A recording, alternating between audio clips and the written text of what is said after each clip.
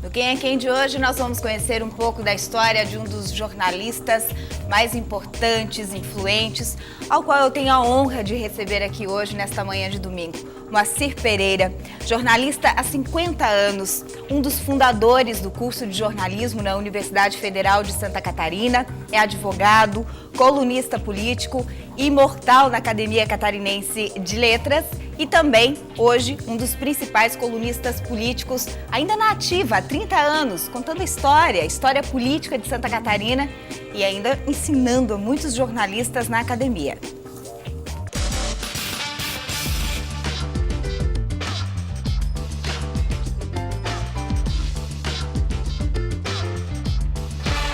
Moacir Pereira, uma honra te receber aqui na Band hoje. Bom, em primeiro lugar, eu cumprimento a você, meu agradecimento.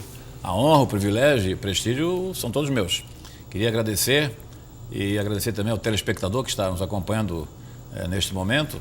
Eu resisti um pouco, você é testemunha, né, a vir aqui, porque há décadas, quando eu comecei no jornalismo, eu aprendi com um grande mestre meu de que o jornalista não deve ser protagonista. Eu gosto de fazer entrevista e não de ser entrevistado. Mas você foi tão gentil, tão simpática com a sua insistência, né, que eu resolvi então acolher o seu honroso pedido. E aqui estou com um maior prazer. Mas o jornalista insiste, não? Com a sua fonte, com a sua entrevista. Mas tem que ser, eu acho que isso é da essência do jornalismo. Eu consegui, gente, ele está aqui na minha frente hoje, durante 30 minutos para contar a história, uma história lindíssima, né, Moacir? Obrigado. E realmente, quando eu falo que é uma honra tê-lo aqui, eu estou no jornalismo há pouco tempo, diante da sua carreira, mas desde que eu comecei há 20 anos atrás, você é uma inspiração, é uma referência. Eu não pretendo ser nem parâmetro, nem inspiração para ninguém. Mas eu queria dizer o seguinte, Elaine, que eu continuo aprendendo todo dia o jornalismo. Você disse que eu estou ensinando, eu acho que eu aprendo todo dia, inclusive com os colegas, entendeu? Sempre é uma experiência nova. Conta para mim, 50 anos de jornalismo, né? E ainda com carreiras paralelas. Eu li muito sobre essas multifunções, né? Tem gente que te chama, inclusive no meio literário, como Moacir Multifunções. Você é advogado, você é escritor, tem 40 livros publicados em 50 anos de carreira. Você praticamente um livro por ano, não é? Eu digo que eu sou essencialmente, Helena, eu sou essencialmente repórter, entendeu? E o que alguns amigos chamam é multimídia.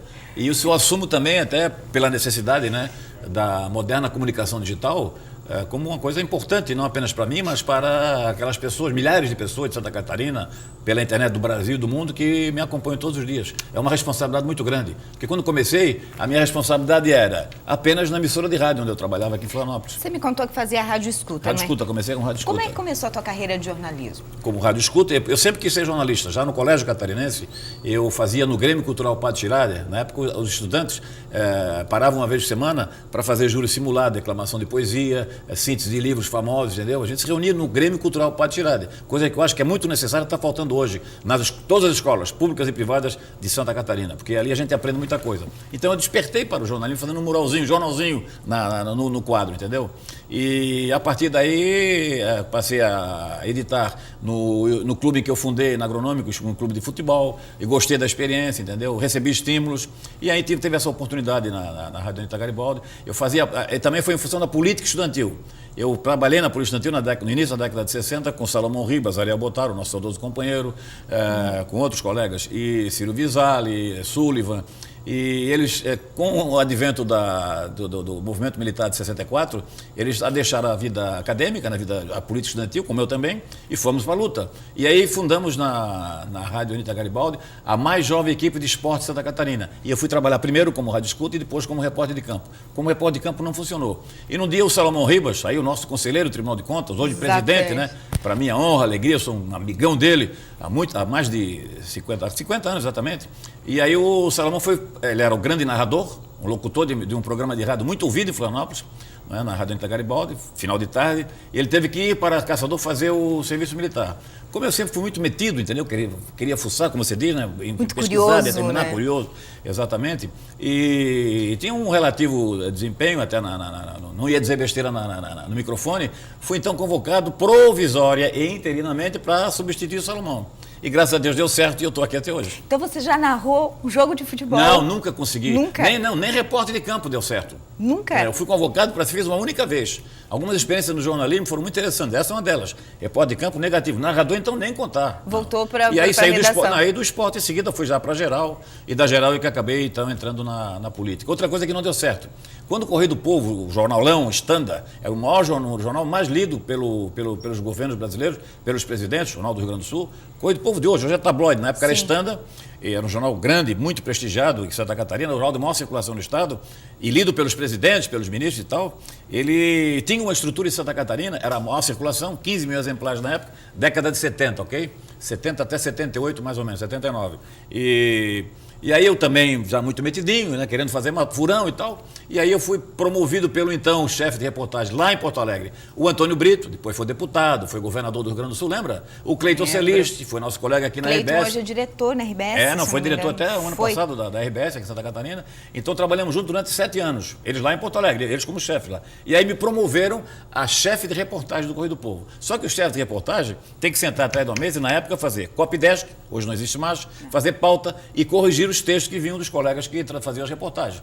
Eu fiquei uma semana no cargo. De ficar dentro de redação não é o seu negócio, né, Moacir? Não tem. Todos os amigos meus chefes, diretores de redação, editores-chefes, que dizem que gostariam, que sonham, que eu sentem na redação. O ambiente de redação realmente é extraordinário. Mas hoje em dia eu não admito essa possibilidade. Eu gosto de estar na rua, conversando com as pessoas, sentindo as coisas, testemunhando os fatos. Porque eu digo o seguinte, eu gosto de estar presente nos fatos. Por quê? Porque aí quando eu for comentar, quando eu for analisar, entendeu? Na minha coluna, no blog, no Facebook ou no Twitter, enfim, qualquer rede social, eu vou fazer com os olhos que eu vi. Se errar, fui eu que errei, e não a pessoa que me passou aquela informação. E aí você pega detalhes, entendeu? Você enriquece a tua cobertura, a tua narrativa jornalística. Você conta a história muito melhor do que os outros, se os teus colegas, principalmente, não estiverem no mesmo evento. E aí cria uma coisa também que é fundamental para o jornalista, em qualquer profissão, mas para o jornalista principalmente, você cria credibilidade. Sem dúvida. Porque você tem certeza, fala com convicção, é o que você viu, não é? Então você também... E a tua carreira sempre foi construída em cima disso, né? De credibilidade. E a credibilidade, eu digo, na minha visão pelo menos, depende do trabalho de reportagem, e a reportagem preferencialmente deve ser feita com a constatação, com o testemunho, com o vis-a-vis, entendeu? O olho no olho. Porque o jornalismo também é uma profissão muito ingrata, tem muitos sabores, tem muitos problemas. E um dos riscos que nós corremos todos os dias, eu, você, todos os colegas, é o seguinte: você tem uma imagem, você tem um nome, você me diz que eu tenho prestígio e tal, mas se amanhã der uma grande barrigada, como deu recentemente um grande colega nosso, né? Que hoje está numa grande rede de televisão no Rio de Janeiro, né? Que entrevistou um sósia do Filipão dentro do avião e não sei como, aliás, acabou mandando uma matéria para a Folha de São Paulo, os maiores jornais brasileiros, dizendo que tinha entrevistado o Filipão. E o jornal publicou como se tivesse sido uma entrevista do Filipão. Foi uma barriga internacional, ok? Então, quer dizer, aí o prestígio desse homem também caiu de maneira extraordinária. Por quê? Porque era um grande profissional, continua sendo um grande profissional, mas faltou um pouco de atenção maior, entendeu? Quer dizer, eu digo, não adianta construir. Você constrói, continua construindo, continua levantando assim a sua imagem, a sua credibilidade, mas se der uma rateada, entendeu? Se cometer uma impropriedade, aquilo tudo pode desmoronar. Esse é o perigo do jornalismo feito dentro da redação, né? O que infelizmente hoje a gente vê acontecer muito, não é? Essa coisa de sair para a rua, de apurar os fatos, de construir veja bem, a matéria. Eu tenho colegas colunistas que fazem só dentro do gabinete. Eu admiro o trabalho deles, são bem informados. Mas não é mais fácil de errar? Mas eu não consigo conviver com isso, entendeu? Eu realmente adoro estar na rua, conversar com as pessoas, saber das experiências novas, entendeu? Ouvir, testemunhar, isso eu acho fundamental. Para mim, pelo menos, não conseguiria redigir uma coluna, não conseguiria fazer uma reportagem só com telefone e só com pesquisa na internet e no Google. É diferente, né? Eu cubro muito a Assembleia Legislativa e sempre encontro o Moacir por lá, sempre nos bastidores. Aliás, eu sou confundido, Elaine, como funcionário da Assembleia. Que não é, deixar isso bem claro, não há 35 anos que eu cubro a Assembleia, entendeu? E as pessoas me veem lá todo dia, entendeu? E por que eu vou lá? Aliás, eu vou também, não é pelas sessões, não, vou ser sincero também. Eu vou pelos bastidores. E a melhor notícia sempre está nos bastidores. Na área política, sem dúvida nos corredores, nenhuma. por ali que a gente escuta as coisas e vê, não é? É isso aí. A gente vai para o intervalo comercial, já a gente volta falando um pouco mais sobre a trajetória de vida desse grande jornalista Moacir Pereira, um pouco sobre os livros que ele escreveu e também sobre o curso de jornalismo, né? Onde que o jornalismo vai parar? Na era da informação pela web, Moacir. Está cada vez mais difícil fazer jornalismo, não é? Com essa interatividade que a gente vê na internet. Depois do intervalo, um instante só.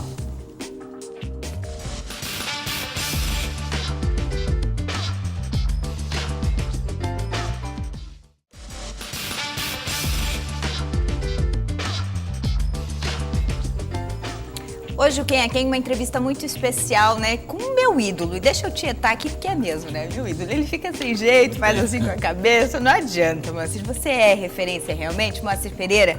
50 anos de jornalismo. O curso de jornalismo da UFSC, que é referência hoje no Brasil, um dos principais cursos para minha satisfação, é de jornalismo do Brasil, foi fundado em 1978? 79. Em 79. Trabalho de preparação 78, mas começou em 79. E você estava lá, não é? O que aconteceu foi o seguinte, eu presidi o Sindicato de Jornalistas de Santa Catarina. Aliás, por uma circunstância decorrente do regime militar. Não estava preparado, mas enfrentei e aí assumimos uma posição assim de vanguarda com São Paulo, Brasília, Rio de Janeiro e tal. Pela redemocratização, contra a censura, não estava na censura. E nessa experiência, mais a minha formação em Direito, a formação acadêmica, e pela inexistência de um curso em Santa Catarina, eu constatei o seguinte, do Rio de Janeiro para baixo, o único estado que não tinha um curso de jornalismo era de Santa Catarina. E o reitor da época era o professor Stemmer, Caspar Eric Stemmer, um batalhador, um cara criativo, dedicado à universidade, fez uma grande revolução na universidade. Para você ter ideia, criou vários cursos, entre eles arquitetura, jornalismo, enfermagem, etc. E aí, com o apoio dele, senão não teria saído, eu me convenci, com reação, inclusive, de muitos colegas, que está no meu livro aí sobre a história da comunicação, eu consegui exatamente mobilizar algumas forças, alguns companheiros, César Valente, Paulo Brito, etc. E aí montamos uma comissão, o reitor nomeou uma comissão, e começamos a tratar do curso, porque para dar a Santa Catarina também era a única cidade capital que não tinha, era Florianópolis, e o único estado era Santa Catarina, o curso de jornalismo. Isso, inclusive, tinha problemas legais, porque quem quisesse atuar no jornalismo tinha que ter o registro do diploma no Ministério do Trabalho e aí a possibilidade de atuação profissional, senão era impossível. Só os que já tinham o direito adquirido. E mesmo não tendo sido formado em Direito, porque na época não tinha o curso, eu resolvi segurar essa bandeira e conseguimos com outros colegas, então, o sucesso pela criação do curso. Primeiro, então, pela necessidade da criação, pelo fato de que Santa Catarina não podia ficar a reboque, na verdade, e para regularizar a situação daqueles que desejassem a habilitação do jornalismo para entrar no mercado de trabalho. E você coordenou o curso durante um tempo também? Eu coordenei, eu presidi a comissão que implantou o curso. Sim. E coordenei desde 79 até 1983. E hoje você é professor? No eu fiquei no jornalismo mais ou menos uns 25 anos. Eu já era professor desde 1970, né, da universidade. Eu fiquei 38 anos como professor da universidade, e dando inicialmente EPB, depois comunicação e finalmente legislação da comunicação no curso de jornalismo especificamente. Aliás, você trouxe muito do direito, né? A faculdade de Direito você aplicou basicamente toda em relação à comunicação, sem dúvida, ao jornalismo. Foi fundamental. Inclusive, foi o divisor de águas, inclusive, né? Helena, na estruturação do curso, quer dizer, como eu tinha formação em Direito, então eu conhecia a legislação a respeito do curso, o currículo mínimo, a decisão do Conselho Federal de Educação, isso facilitou significativamente. E você chegou a exercer a advocacia ou não, só eu sou inscrito conhecimento? na Ordem dos Advogados do Brasil há 44 anos. Eu exerci a rigor, uma única vez para tirar um colega da cadeia. Ah, é? Porque com a condição de advogado, um colega jornalista? Colega jornalista, Foi uma coisa pequena, mas ele estava preso e precisava de algum advogado. E eu fui lá então, mas facilita muito o curso de jornalismo para o jornalista entender de leis, principalmente você que não cobre tenha política, dúvida. Fundamental. Olha que eu abro um jornal e vejo lá, né? O colega nosso escreveu lá, o repórter, o redator, sei lá, escreveu lá, né? O juiz deu parecer. O juiz não dá parecer. Poxa, entendem? Coisas elementares. Coisa básica. Eu fico horrorizado, entende? Pois é. Faz uma leitura para mim. Faz uma leitura disso. Faz uma leitura com a tua experiência de jornalista, de advogado, de professor, fundador do curso de jornalismo. Você está há 50 anos na área. Como é que era o jornalismo quando você começou, traçando um paralelo com como ele está hoje? Não dá para comparar, Helena, não dá para comparar. O que mais mudou? Quando eu era na Rádio da Anitta, eu ia lá, fazia reportagem esportiva, entendeu? Depois fazia reportagem geral e eu ia para casa e eu estou liberado. Entende? Hoje, outra noite, por exemplo, eu recebi um telefonema de uma colega minha, exatamente 10 para meia-noite. Eu já estava dormindo com a minha esposa. E eu durmo com o telefone celular ao meu lado, ligado, com protesto todo dia dela, entendeu? Mas essa é a função do jornalista. Aliás, tem que registrar a dona Adir, casados há 45 anos. Uma grande parceira, fundamental na minha vida. Eu só sou o que sou, se é que eu tenho uma coisa boa, eu devo muito a ela. Principalmente a ela, porque ela é uma parceira extraordinária. Mas sempre entendendo esse lado jornalista, do celular ter que estar ligado, ter que ligar o notebook. Se fosse outra mulher, quer dizer, está dormindo, eu estava começando a dormir, entendeu?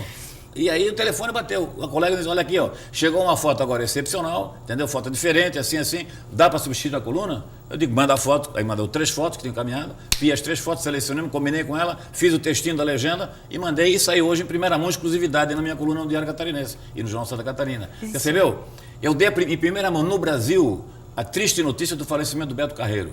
Porque eu recebi de uma fonte absolutamente fidedigna, que ninguém, até nem a minha mulher está sabendo que a fonte foi essa, que algumas fontes eu não dou para ela para não correr risco de vazar essa coisa toda. Bom, não que eu não tenha confiança, é que eu não quero que vaze. E aí o seguinte, eu fiquei, isso foi às 1h30 da madrugada, quando me deram a primeira fonte da notícia, eu falei com um amigo meu que era o executivo do Aristide News, uma grande figura, e aí ao invés de perguntar para ele, é verdade que o Beto Carreiro faleceu? Eu disse para ele, a que hora vai ser o enterro do Beto Carreiro?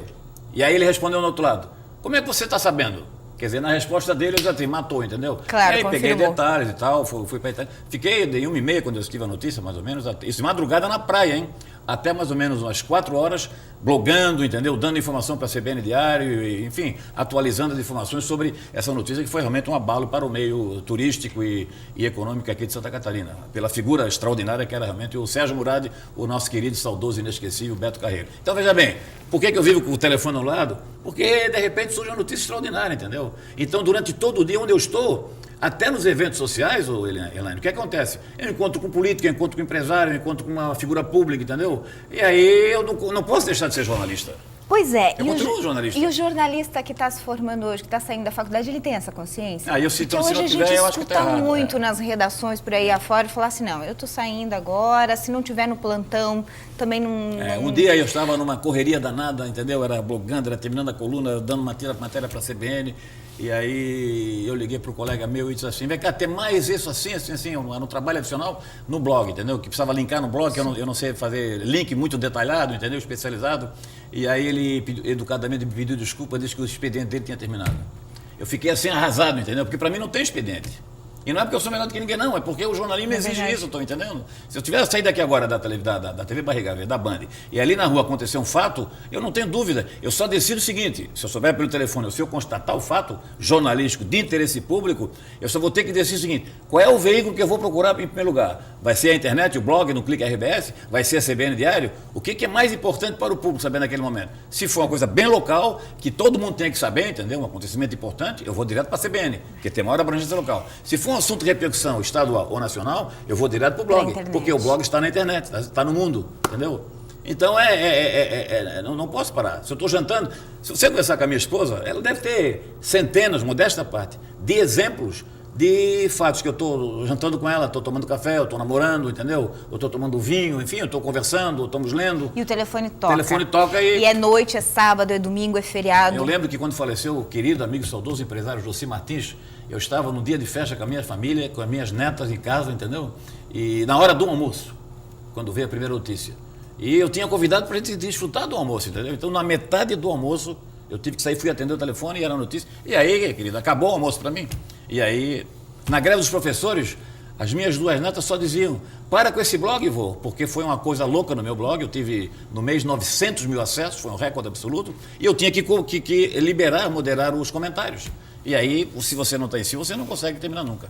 Agora, olha que interessante, a gente vai para o intervalo comercial, que interessante, né? O Moacir Pereira começou há 50 anos atrás, fazendo rádio escuta numa rádio, e hoje ele é um dos blogueiros mais acessados, né, no Brasil, no mundo, porque a internet é mundial, né? Tem brasileiro lá em qualquer canto do planeta que vai acessar e vai ler a notícia. Dentro da RBS Santa Catarina, né? Bem dito, certo? Exatamente. Em número de comentários e acesso. Como é que é essa evolução? Quantos profissionais que hoje têm 50 anos de profissão, de experiência, mas que ficaram parados no tempo, não se atualizaram, não evoluíram como o Moacir? Ele vai comentar essa história pra gente depois do intervalo e falar um pouquinho sobre os livros. É um instante só.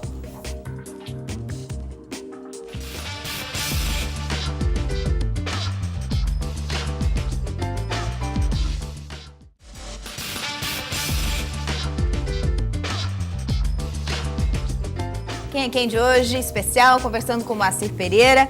Moacir Pereira, último bloco da entrevista, né, do programa. Passa voando, hein? Estou aqui arrepiado com a sua generosidade, com as suas palavras, assim, me transformando aí num... Eu não sou tudo isso, não. E é de todo o coração. Não, eu sei disso, por isso Quem que eu vim. acompanha o programa sabe, eu não... Por isso que eu vim, Elaine. Não faço parte do meu estilo, ondular quem não merece. É de coração mesmo, é de verdade, é puro, é verdadeiro. É de uma aluna sua isso. Obrigado. Moacir, 50 anos de jornalismo, você evoluiu bastante. se atualizou constantemente, não é? Daí o telespectador vai dizer, puxa, mas ele é advogado, ele, né, ele vai atrás, ele foi professor muitos anos, ainda escreve, ainda continua dando aula, palestras por aí e tal. E você falou no bloco anterior sobre a agilidade da notícia, sobre a agilidade da notícia, sobre o olho no olho, sobre checar a informação. Você colocaria estes pontos como os principais para se fazer jornalismo no dia de hoje, ou você acrescenta mais algum? Quem sai hoje de uma escola de jornalismo ou deseja praticar o jornalismo, se não for multimídia, está fora do mercado. E você diz que eu evoluí. Eu não sei se eu evoluí. Eu procurei me atualizar, que é bem diferente, ok, Elaine? Então, veja bem, por que a seleção brasileira tomou 7-1 da Alemanha? Primeiro, que não conheceu o adversário. Segundo, porque não se atualizou, na minha opinião, em tática, em técnica, em estratégia, em treinamento, entendeu? E o conhecimento do adversário. Quando eu acordo de manhã, eu leio os jornais, os colunistas concorrentes, até dentro do próprio jornal, para saber se eu estou sendo furado ou não, entendeu? Eu quero saber, bom, se os meus colegas deram alguma notícia que eu não dei, meu Deus do céu, onde é que eu estou? Estou fora da casinha, então eu vou para casa. Então eu quero estar sempre na frente, em primeiro lugar, pesquisando, informando e me atualizando. E eu tenho um grande problema. Exatamente por causa da idade, entendeu? As minhas netas têm um desempenho no iPhone, eu fico horrorizado, não, eu fico espantado e até orgulhoso, de certa forma. Às vezes até preocupado que elas usam demais o iPhone. É uma geração que está ligada na internet, né? O que eles fazem com o iPhone, com as fotografias, entendeu? Com a edição das fotos, se eu tivesse essa capacidade no meu blog, no meu Facebook e no meu Twitter, eu seria o campeão, entendeu? Você conta para mim uma coisa, fala para o telespectador que quer ser jornalista ou estudante de jornalista ou os jornalistas já no campo. E fala para mim da importância da fonte. Fundamental. Eu acho que hoje tem tanta gente copiando e colando da internet. E a fonte, onde é que está? Mudou muita coisa, entendeu? Com a comunicação digital, mas o prazer do furo continua igual. Entendeu? Acabou o furo. Não acabou coisa nenhuma. A notícia em primeira mão com exclusividade é a glória do jornalista. Ai, é gostoso daquela notícia. No dia seguinte, quando eu dou uma exclusiva lá no DC e dá manchete, meu Deus do céu, não precisa pagar o salário do mês. Do ponto de vista da redação profissional, não tenha dúvida. Né? Ao contrário, né? Se você dá uma grande informação e não tem chamada, aí tu fica frustrada, né? É verdade. Puxa, tá acabando o tempo. Deixa eu falar um pouquinho aqui dos 40 livros que você escreveu. São livros que contam história de jornalismo? Tem livro acadêmico, tem livro sobre jornalismo, sobre comunicação em Santa Catarina, tem livro de biografia, né? Dias governadores, de liderança jornalística, entendeu? Tem livro sobre o estado de Santa Catarina, tem livro histórico, né? Então, qual foi o livro que você mais gostou? O mais gostoso, olha, aquele que ficou marcado? Se você perguntar, Moacir Pereira, qual foi o livro que você fez com mais sentimento, com mais paixão, com mais tesão, com mais energia positiva? Foi o último que eu escrevi sobre 13 Ilhas, o Tirol Brasileiro. Eu tenho esse livro. Por quê? Porque o slogan da cidade foi adotado a partir de uma reportagem que eu publiquei na revista Manchete em 1972. 13 Ilhas do Tirol Brasileiro. Entendeu? E aí eu fui na origem dos fundadores. Eu tive há 2 anos com um amigo meu. Andreas Thaler. Exatamente, em Wildschnau, no Tirol austríaco. E foi a minha esposa, o André Melo Filho, que é meu querido amigo de viagem, advogado, e a esposa dele, a Márcia. E fizemos uma viagem inesquecível. Você lembra daquele filme, A Noviça Rebelde? Eu sou tarado por cinema e música, entendeu? Meu tempo de lazer em casa é música e cinema. E show musical, entendeu? Filmes bons, bonitos. E nós fomos lá, eu tinha assim a expectativa, né? Embora com muita preocupação de que fosse frustrada, de encontrar no Tirol Brasileiro aquela paisagem da Noviça Rebelde, de Salzburgo, na Áustria. E foi muito mais rico do que aquilo, foi muito mais lindo do que aquilo, foi muito mais prazeroso, uma viagem assim realmente extraordinária. E eu consegui dar um texto menos jornalístico e mais literário no livro quando fiz essa experiência notável em Wildschnau, a terra de onde vieram Andrea Thaler e os pioneiros de 13 Ilhas. Sensacional, eu tenho esse livro. E o livro ficou muito bem editado, entendeu? Muitas fotos bonitas. Eu tinha 4.000 fotografias, Helene. Tive que selecionar 4.000 fotografias e não fotografias juntadas, não. Em cada página, entendeu? A fotografia exata para aquele texto. Isso é difícil, é muito complicado. Mas foi um grande prazer. E o livro ficou maravilhoso. E foi uma homenagem para aquele povo espetacular de 13 Ilhas. Eu sou cidadão de 13 Ilhas, então me sinto muito à vontade para fazer a divulgação daquela população extraordinária. Moacir, acabou o tempo. Deixa eu colocar aqui. Você ocupa a cadeira da Academia Catarinense de Letras. Isso. Desde 2003. Eu sei que é um título que te orgulha muito, né? Entre vários outros. Né? Muito. Mas eu sei que o que mais te orgulha mesmo, principalmente nessa semana, foi a netinha nova que chegou aí. Pois é, chegou hoje. Então, estamos aí quarta netinha? Uma quarta netinha, Uma está em Estrasburgo, a mais velha, 21 anos, as outras 2 estão aqui conosco, e agora chegou essa novidade que está dando uma energia nova, extraordinária. Olha, agora eu vou um pouco procurar melhorar ainda mais o jornalismo, sabe? Porque entra uma energia boa na vida da gente. Eu vou encerrar com uma coisa que para mim é muito querida, muito cara. especial, entendeu? Eu tenho dito, estou já na descendente, você está na ascendente, eu estou na descendente, Elaine. E o seguinte, para meus amigos telespectadores aqui da TV Barriga Verde, do programa Quem é Quem, da minha querida amiga Elaine. Elaine, primeiro a saúde, depois a família e depois os amigos leais. O resto é papo furado, o resto é perfumaria. Obrigada, Moacir. Uma honra te receber, Beijo pra ti, mesmo, de verdade. Te desejo muita saúde, paz para você, a sua família e muito sucesso aqui na TV Barriga Verde, tá bom? Obrigada. E você continue, por favor, aí durante muitos e muitos e muitos anos nos ensinando a fazer jornalismo, gente. Beijo para ti, um abração para todos os teus telespectadores, tá? Beijo para você, para toda a tua família. Obrigado. E um beijo no coração de todos os telespectadores que curtiram Quem é Quem, hoje especial com Moacir Pereira em todo o estado de Santa Catarina. A gente volta no domingo que vem. Bom final de semana para você e até lá.